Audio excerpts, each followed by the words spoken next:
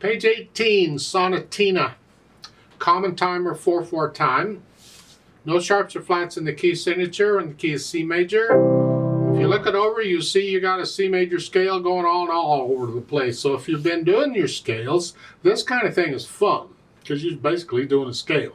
If you haven't been doing a scale, you might struggle with this just a little bit. But let's go over it carefully. A lot of eighth notes, one hand at a time, starting with the right hand.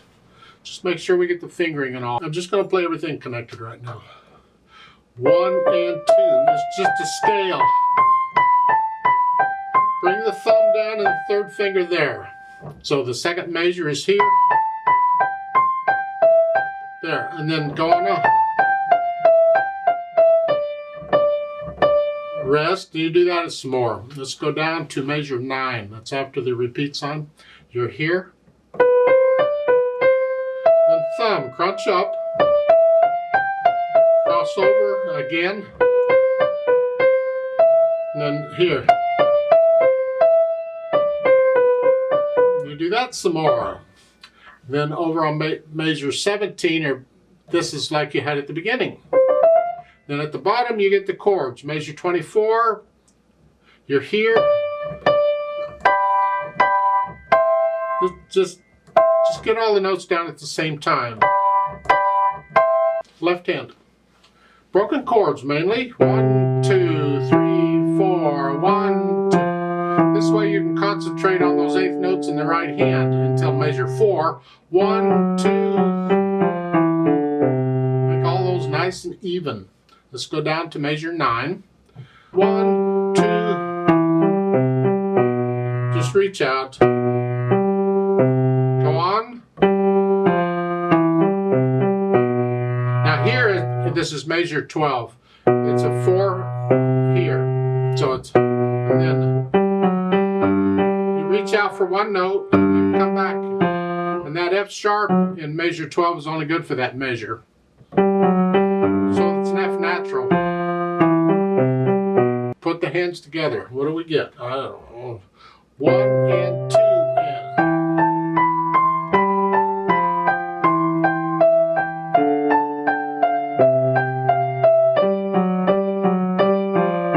Right there, measure 4. You have a rest in the right hand. Make sure when you play the E in the left hand, the right hand comes up. Right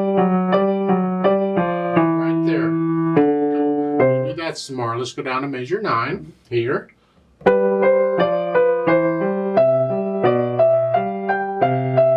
Again, you got to rest in the left hand.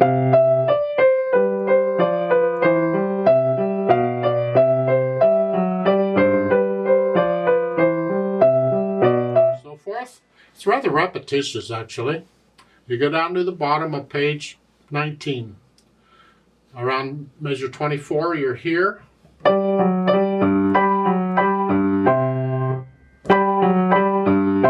Second finger on it, and then here. Articulation, they don't give you much of anything. There's a few staccatos around. So basically you're going to connect these eighth notes.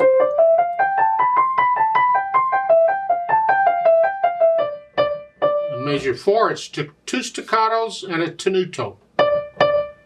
Hang on to that. You can overlap it just a hair. Lift it up right after you play that. You know, linger on that just a little bit. Now you get down to measure 9, it's staccatos.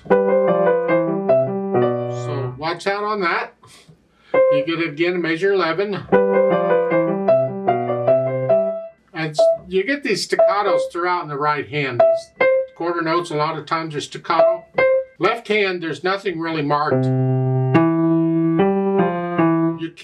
There is a way of interpreting things if you want to try it out and experiment a little bit. If the notes are next to each other, like an interval of a second, you can connect them. If they're further than that, you can disconnect them. Now that's not a rule. That's just one way of interpreting things sometimes. Something to think about. So at the beginning, I might disconnect these, connect these, connect these, and the eighth notes connect them.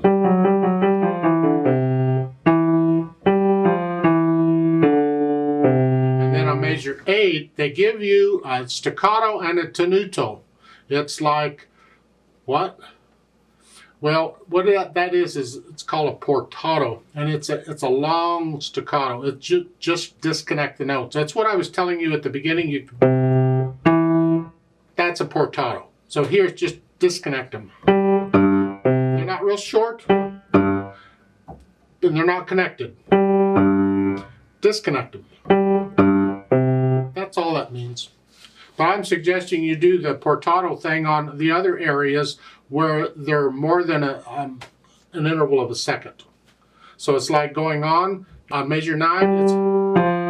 Now connect the eighth notes. But here on measure 10, you could disconnect those.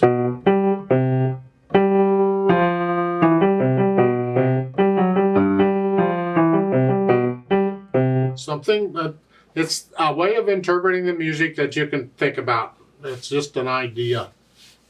So in the hand,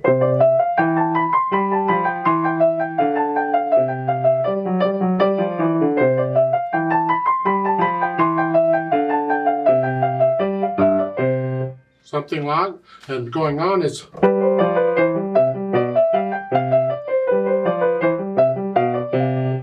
You have to experiment with it because it's different for the different hands, and it's up to you. If they're uncomfortable with that, if you're all confused with it, then just connect the left hand except for the portatos that are marked in the music.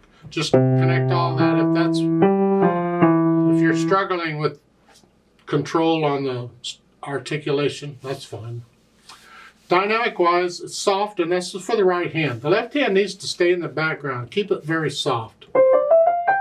Whatever you think soft is, it's not very soft, it's just soft. The left hand's very soft. In measure 4, you're going to crescendo up to loud. Start it soft. So it's soft, medium loud. And here, you can crescendo in the left hand. Don't go up to about a medium loud there. It's the right hand that's loud.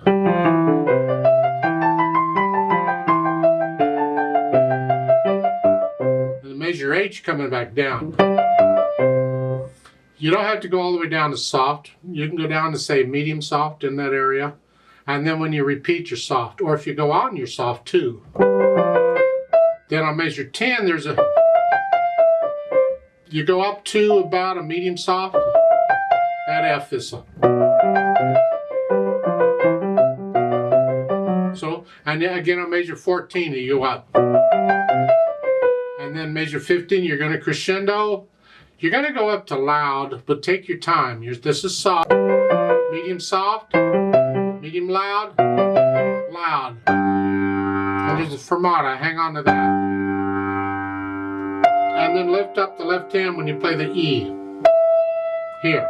And you're going back down to soft.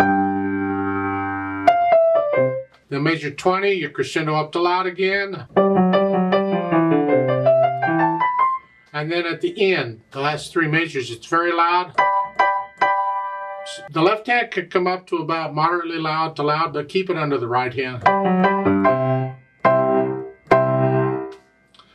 It's too easy to overpower the right hand when you're down here. You can easily drown it out. And that's all we hear. So you got to hold back on the left hand a little bit. So we hear that. Speed-wise, well, allegretto is between moderato and allegro. I call it the fun speed. It's your allegretto, not mine. So it's not medium. It's not really fast. And it's the flow of the piece. It's not the beat. So what do you feel? I think about where I've been playing it. That's it.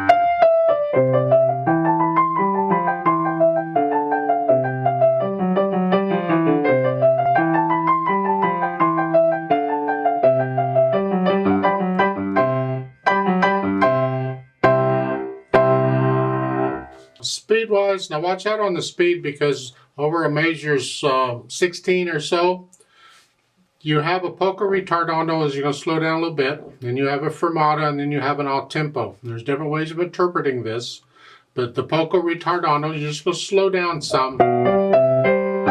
I tend to slow down quite a bit, but they say a little bit. And you linger on that for a bit, and then the all-tempo, and there's different ways of interpreting the all-tempo. Experiment and see what you like. In some cases, you just take off again.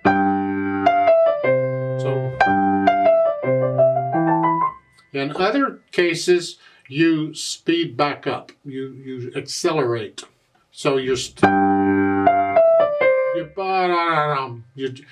off that way. Is how it's an interpretation. I kind of like the accelerate thing, but it depends. Sometimes I play it one way and sometimes I play it another because I'm always playing it. I'm experimenting. Every time I play something, I'm experimenting. I can't seem to help that. I don't know what to do. But it's different ways of interpreting the music. Now, I explain this in my scale videos. They're kind of important when you're playing a piece like this with a lot of these running eighth notes all over. We want to feel the beat. You see, there's natural accents in music. The first beat of a measure is the strongest. 1, 2, 3, 4. 1. After that, it's the third beat. 1, 2, 3, 4. 1, 2, 3. Well, when you split beats up like this, every beat has a bit of a natural accent on it. We want to feel the beat. 1, 2, 3, 4. So when you're practicing this, put a little accent on the beat at first and drop your wrist.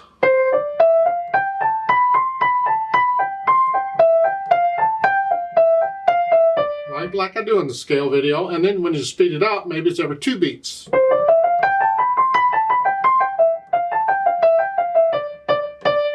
And then, so you want to feel these as you're playing it because it'll help it be even and controlled. It'll sound.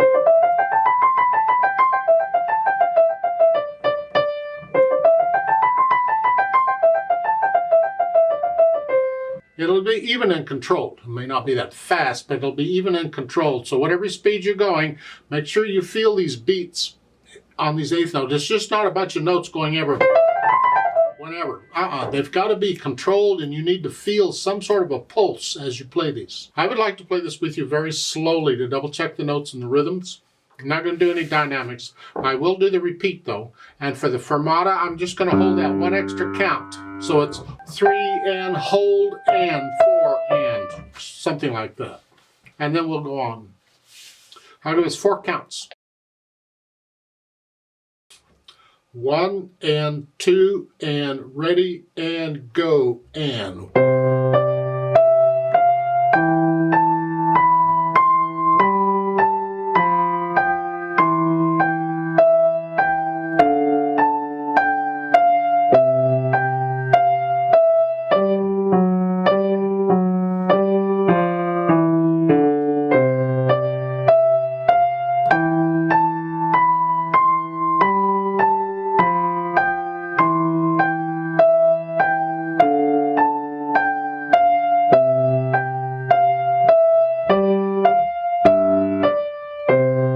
Repeat.